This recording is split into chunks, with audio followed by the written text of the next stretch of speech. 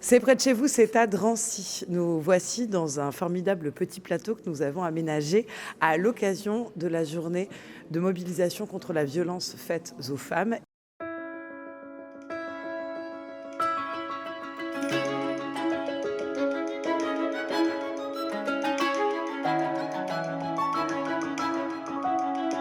Qu'est-ce qu'il en était de l'efficacité du violentomètre et de sa diffusion? Il continue beaucoup à diffuser un peu partout, donc on est très contente et on est encore plus contente parce qu'on se rend compte que c'est vraiment très efficace et on échange avec les dames sur voilà, qu'est-ce que vous vivez? Est-ce qu'on est plutôt dans le vert et donc là c'est chouette? Est-ce que c'est plutôt orange ou est-ce que c'est plutôt rouge? Et ça marche très bien. Est-ce que vous pensez qu'elles en ont un usage au quotidien? On espère, en tout cas quand on les rencontre, elles nous disent que ça les a beaucoup aidées à comprendre ce qui était de la violence ou pas. Et donc oui, j'espère en tout cas. Actuellement, quelles sont les nouvelles initiatives qui ont été mises en place à l'Observatoire pour lutter contre la violence faite aux femmes?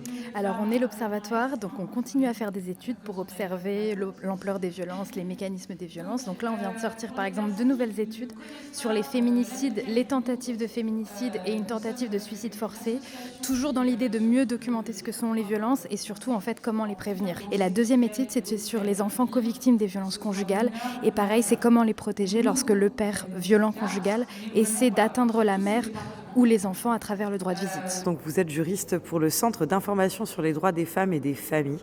Donc votre rôle est d'informer et d'accompagner les femmes victimes de violences.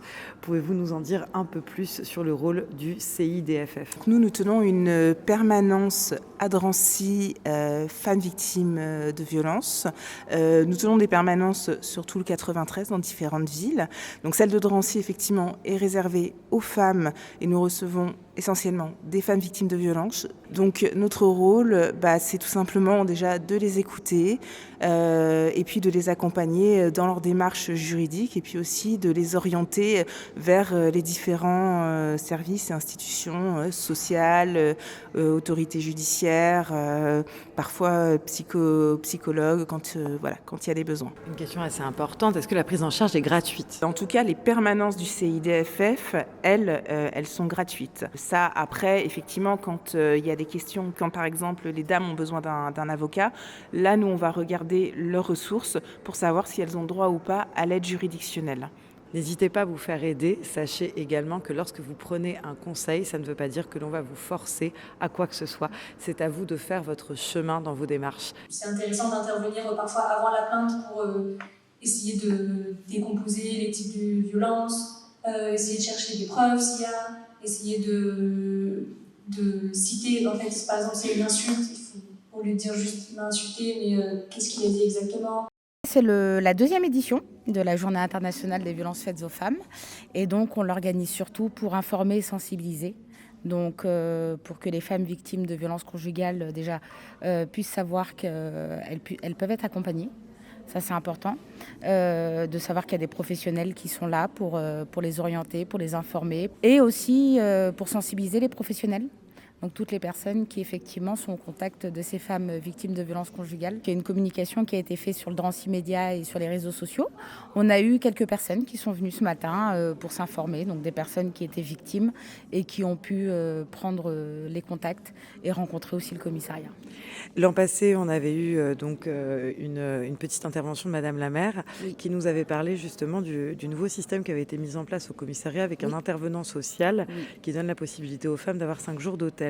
Est-ce que c'est toujours la même personne qui est présente et est-ce que ce dispositif fonctionne? Alors, donc c'est 2 dispositifs en fait différents. Vous avez l'intervenant social en commissariat qui lui donc accueille toute victime du lundi au vendredi au commissariat. Et vous avez le dispositif Réagir qui est déclenché suite à une plainte. Et donc on met à l'abri une femme victime de violences conjugales et jusqu'à 3 enfants pendant 5 nuits ouvrées.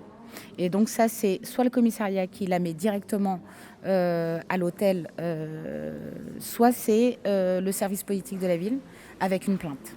Voilà. Très bien, donc il faut d'abord aller porter plainte. La plainte est obligatoire. Et ensuite, il y a la possibilité justement de l'accompagnement. Qu'est-ce que vous souhaitez dire aux Drancéennes qui ne savent pas quoi faire et qui ont toujours des difficultés éventuellement à appeler la police? Quelles portes d'association, en premier lieu, elles peuvent peut-être ouvrir pour avoir un contact humain? Alors, pas forcément une association, mais la première porte, c'est vraiment l'intervenant social en commissariat. C'est un travailleur social qui est habitué à recevoir toute victime, qui pourra les orienter vers les bonnes associations en fonction de leurs problématiques et de ce qu'elles souhaitent faire.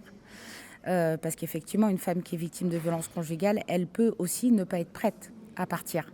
Donc là, il y a tout un travail à faire sur le phénomène d'emprise, un travail psychologique. Et ensuite, effectivement, une fois qu'elle est prête, vous avez l'association de CIDFF 93 ou Juristes Secours qui, effectivement, là, pour le coup, va les accompagner sur tout volet administratif. Mais pour moi, la première porte, vraiment, c'est l'intervenant social en commissariat qui est formé pour. Et rappelons aux femmes que ce n'est pas parce qu'on va voir l'intervenant social qu'on est obligé de ressortir avec une plainte. Ça peut être sur plusieurs étapes. Nous sommes pas, l'intervenant social au commissariat n'obligera jamais une femme à porter plainte. En fonction de toutes les solutions, c'est la personne qui est victime de violence qui décide de ce qu'elle veut faire. Monsieur Capitaine, est-ce qu'on peut vous demander quel est justement votre rôle et comment vous accompagnez les familles ? Donc, au sein de la brigade de protection de la famille, nous traitons surtout des violences intrafamiliales, donc forcément les violences conjugales, les violences faites aux mineurs, notamment également les agressions sexuelles et viols intrafamiliaux, donc pas seulement aux mineurs mais aussi conjugaux. Donc notre but c'est de stopper le crime ou le délit effectué au sein des familles. Et comment ça se passe lorsqu'il y a une prise en charge d'une femme qui n'ose pas, par exemple, ouvrir la porte ou qui ne veut pas rester ? Ça doit arriver, ça, que les femmes aient du mal, justement, à parler à quelqu'un. Donc, ça arrive de temps en temps, effectivement, quand elles ont du mal. Donc, nous essayons d'intervenir parfois via un autre membre de la famille, ça peut arriver. Donc, via ces personnes-là, nous parvenons à établir un lien avec la victime. Nous, tout ce qu'on attend, nous sommes là pour faire appliquer la loi. Et quand je dis appliquer la loi, c'est vraiment pour toutes les victimes. Donc, moi, ce que je voudrais dire surtout, c'est surtout ne jamais hésiter à composer le 17, voire le 15 ou le 18. Nous sommes parfois appelés sur des interventions. D'abord, ce sont les sapeurs-pompiers qui interviennent et nous intervenons par la suite parce que nous apprenons que, via les sapeurs-pompiers qui examinent la victime, qu'elle est blessée forcément par rapport à des violences conjugales. Le commissariat national est ouvert 24 heures sur 24 et une victime peut être reçue 24 heures sur 24 à n'importe quel moment de la journée. Il y aura toujours normalement quelqu'un pour vous accueillir, afin d'accueillir une victime, afin qu'elle soit prise en charge le plus rapidement que possible. Et du coup, monsieur peut déposer plainte lui aussi. Alors, s'il réplique également, on aura ce qu'on appelle des violences réciproques. Et ça peut, on ne va pas se mentir, très clairement entacher la partie violence conjugale. On ne va pas se mentir. Si monsieur ne réplique pas et ne fait que subir ce jour-là des violences, il peut tout à fait déposer plainte pour violence volontaire. Vous êtes présente dans cette journée de conférences et de tables rondes, car vous faites partie également d'une association. Vous pouvez nous la présenter ? Oui, bien sûr. FDFA, Femmes pour le dire, Femmes pour agir. Femmes pour le dire, c'est qu'on porte notre voix auprès des grandes instances. Femmes pour agir, c'est qu'on essaye, avec nos actions comme les ateliers, les permanences qu'on a au sein de notre association, venir en aide auprès de ces femmes qui sont victimes de violences et qui on aide pour sortir de l'isolement et de se reconstruire. Cette association existe depuis quand et se situe où ? Elle a été créée en 2003 par Maudie Pio, une femme en situation de handicap qui a vécu les violences discriminatoires telles que son handicap et son genre et qui en a pris conscience. Et ça se situe à Paris, dans le 15e arrondissement, 2 rue Aristide Maillol. Quels mots vous auriez pour les femmes victimes de violences qui n'arrivent pas à passer le pas ? C'est leur dire qu'il est temps maintenant de pouvoir libérer la parole au mieux, qu'elles seront prises et écoutées en charge sans jamais remettre en question leur parole. C'est très important pour nous, c'est une prise en charge totale, globale, dans laquelle n'importe quel discours sera entendu, jamais jugé, toujours accueilli, accompagné et orienté. Et sachez, mesdames et messieurs, que des centaines d'associations existent, vous pouvez les contacter et il y a des gens à votre écoute, différentes façons de faire et aussi qui vous aideront à ouvrir la parole. Oui, surtout ne pas rester seul. Si vous vivez des violences, on vous croit, vous n'y êtes absolument pour rien et on peut vous aider. Et on va finir par en terminer enfin avec les violences faites aux femmes et on y croit. Le message, ça serait de ne pas avoir peur de venir déjà parce que tout simplement les entretiens sont confidentiels. Donc nous on est là pour les accompagner, pour leur donner un maximum d'informations et de clés pour se sortir de cette situation. Et donc elles n'ont pas à avoir peur.